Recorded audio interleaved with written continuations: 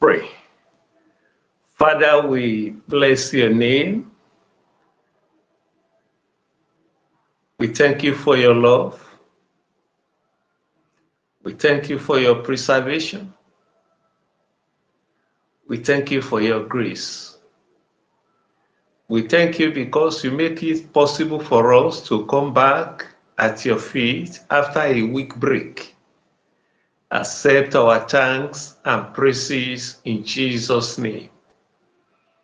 Loving Father, in this lecture, we want you to come and teach us by yourself. Open our eyes to things we ought to know, and open our ears to hear you very clearly. In Jesus' name we pray. And the people of God say, Amen. Before we went on break, our last lecture was Excellent Spirit. And we see the effect of excellent spirit in the life of Daniel. But today we want to look at the nature of the excellent spirit, the nature of the excellent spirit. Let's open our Bible to Daniel chapter 6. Daniel chapter 6. Hallelujah. Daniel chapter 6. Today we want to look at the nature of the excellent spirit. Daniel chapter 6. It pleased, verse 1. It pleased Darius to set over the kingdom 120 princes, which should be over the whole kingdom, and over these 3 presidents, of whom Daniel was first, that the princes might give account unto them, and the king should have no damage. Verse 3. Then Daniel was prefect about the president and princes, because an excellent spirit. Hallelujah. Hallelujah. Verse 3 again. Then this Daniel was prefect about the presidents and princes.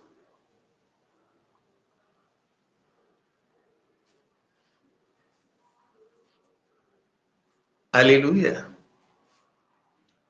Now, verse 3 again. Then this Daniel was prefect about the princes, the president and princes, because an excellent spirit was in him. And the king thought to set him over the whole realm. So today what we are discussing is the nature of excellent spirit. The nature of excellent spirit. We are told that an excellent spirit was found in Daniel. And we also see the effect of excellent spirit in Daniel. What was the effect? Look at verse 4. Then this verse 4, Daniel chapter 6, verse 4.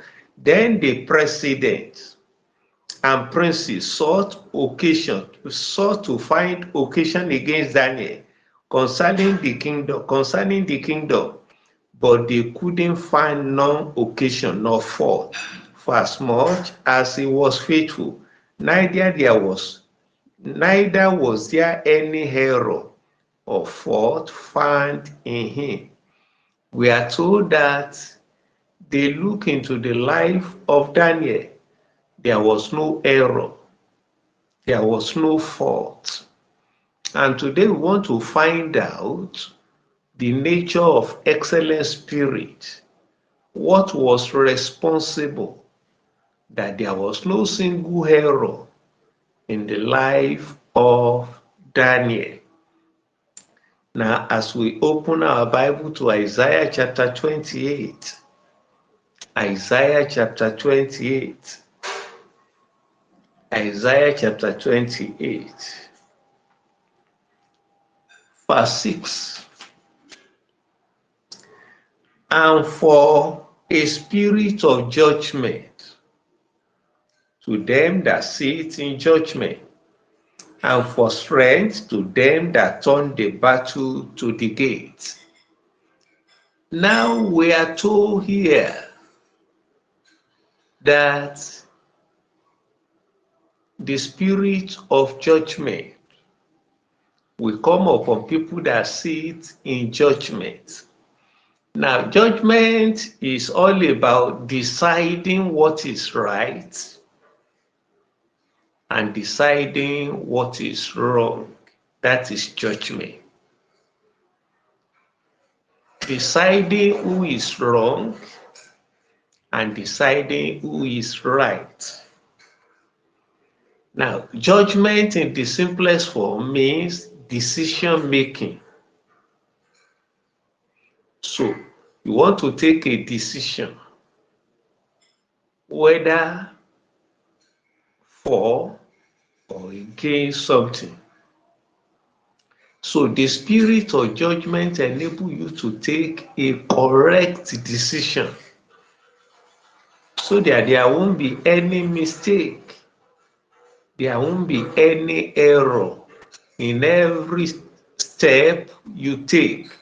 That is the nature of the work or the nature of the spirit of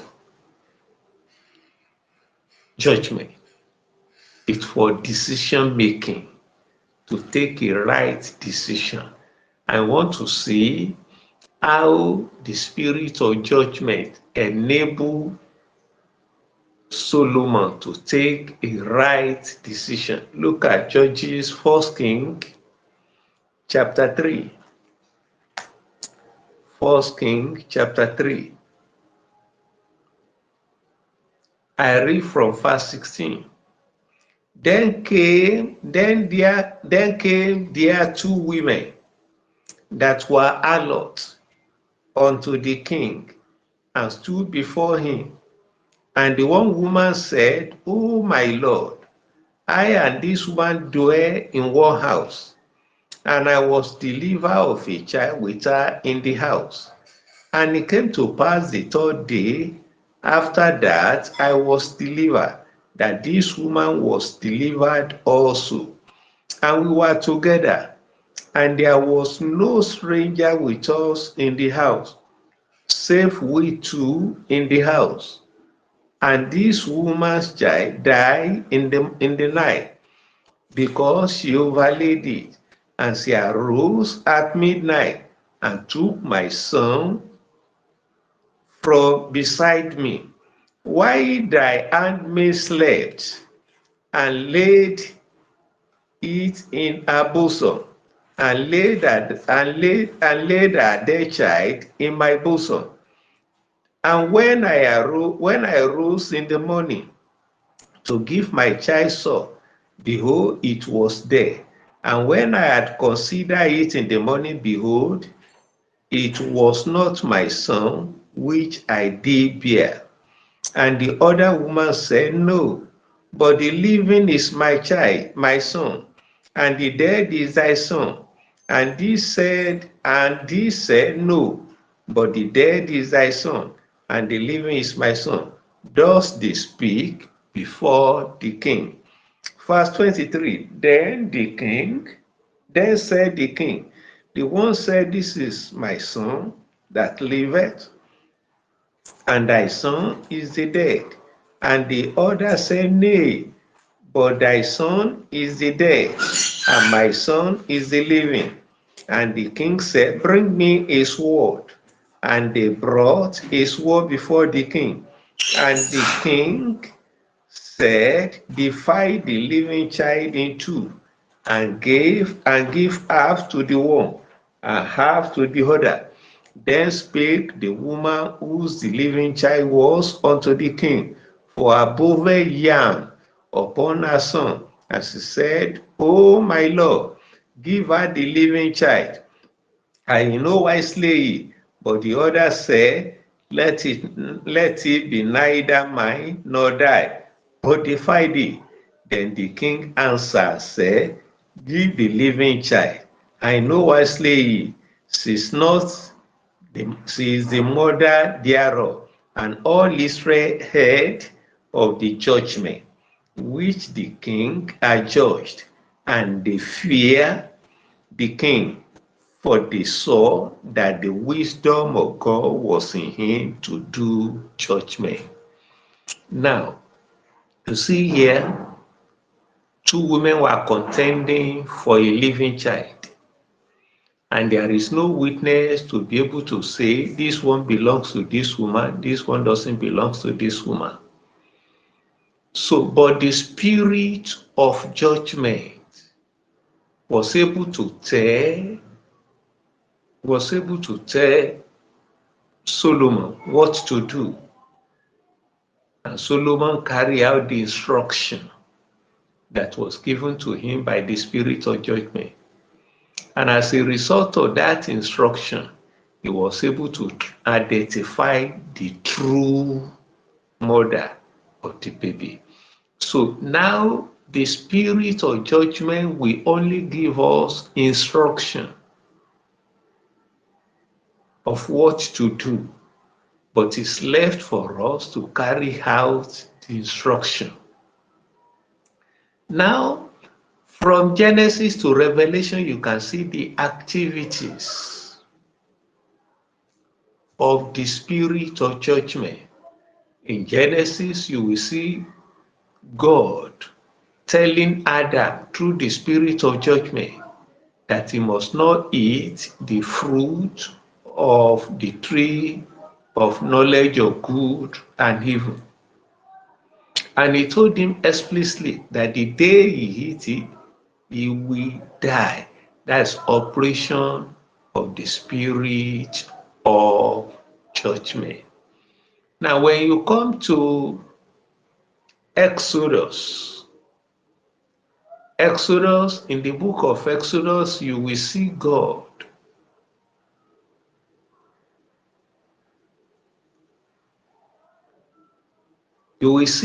telling Moses, giving instruction to Moses that he has come down to send him to deliver the children of Israel from the hand of Egypt.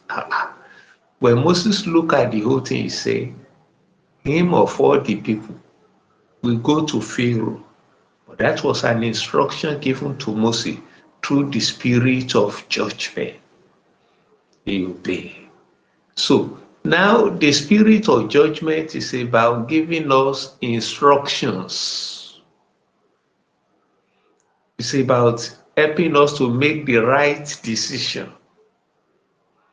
It's about telling us what to do. And we see the spirit of judgment manifesting a lot in the ministry of our Lord Jesus Christ. Look at John chapter 5. John chapter 5. John chapter 5.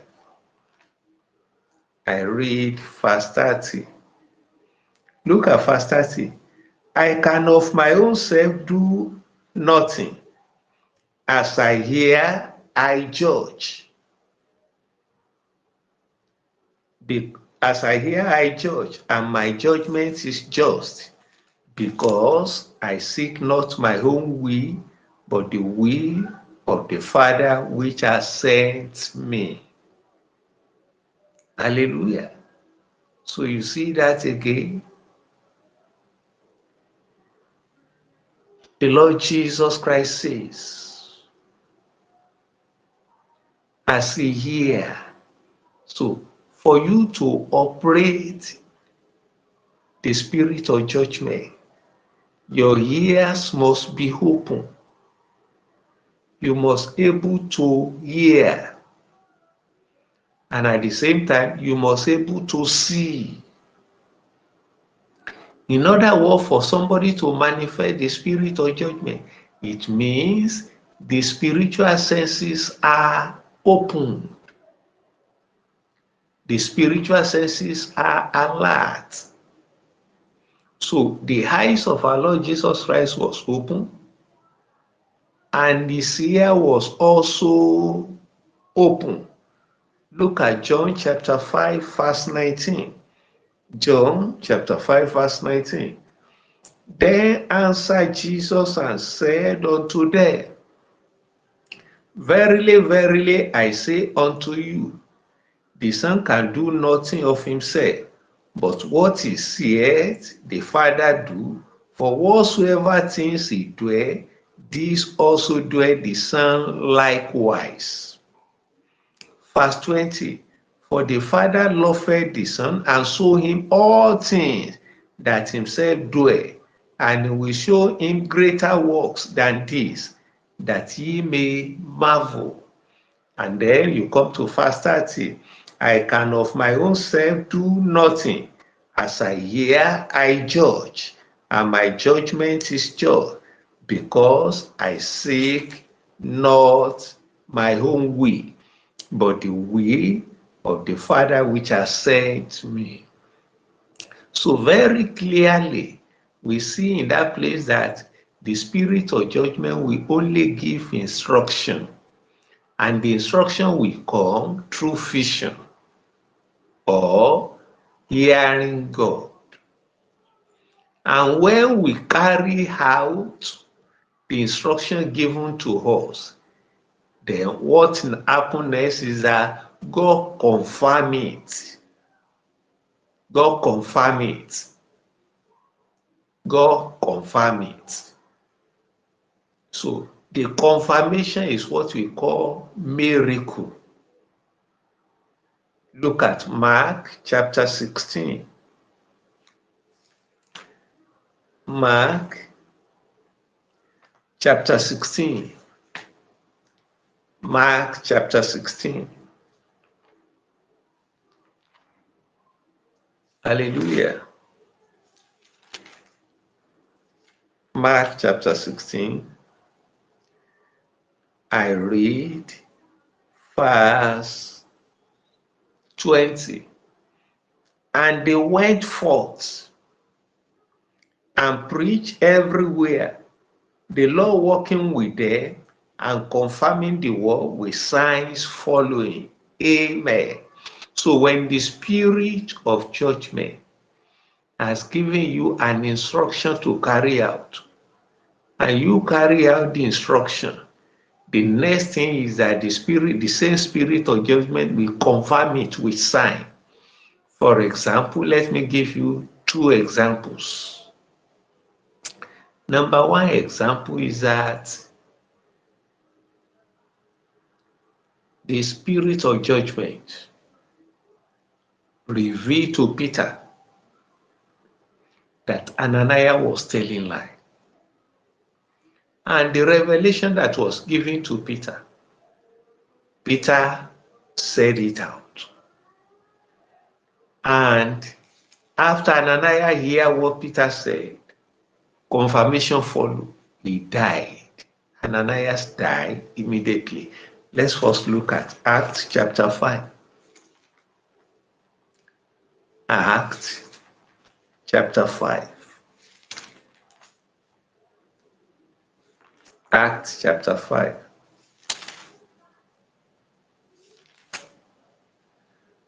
I read verse 1. But a certain man named Ananias and Sapphira his wife sold a possession and kept back part of the price, his wife also being privy to it, and brought a certain part and laid it at the apostles' feet. But Peter said, Ananias, why has Satan filled thy heart to lie to the Holy Ghost and to keep back part of the price of the land? Why it remained? Was it not in thy own power? Was it not thy own? After it was so, was it not in thy own power? Why hast thou conceived this thing in thy heart? Thou hast not lied unto men, but unto God. Ananias, hearing this word fell down and gave up the ghost. And great fear came on all them that heard these things. Revelation was given to Peter. He only relayed out what he saw. And as he relayed out what he saw, the same spirit of judgment that gave him the revelation confirmed it. That's number one. Ananias fell down and died. Now, look at Acts chapter 13. Let's see another example. Acts chapter 13. Hallelujah. Acts chapter 13. Acts chapter 13. I read from verse 7. Or let me read from verse 6.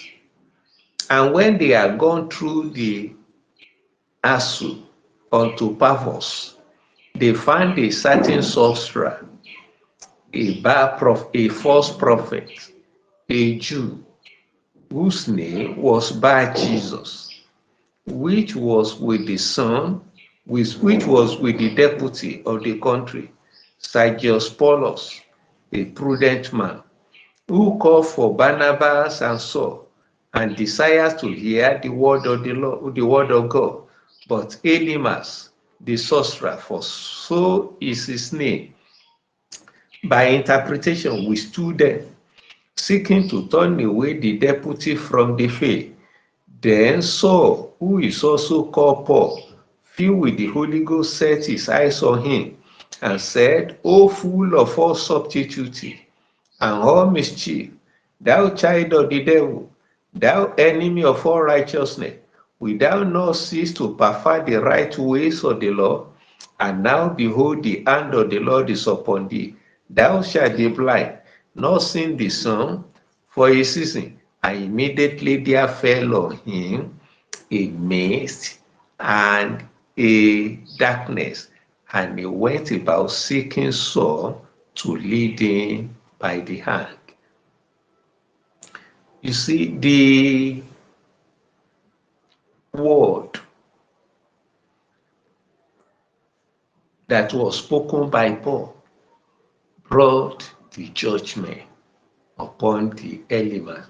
Again, we see there, now Paul hear what the Holy Ghost is saying, he relay it out, and hear what the spirit of judgment is saying, he relay it out, then the spirit of judgment now confirm it.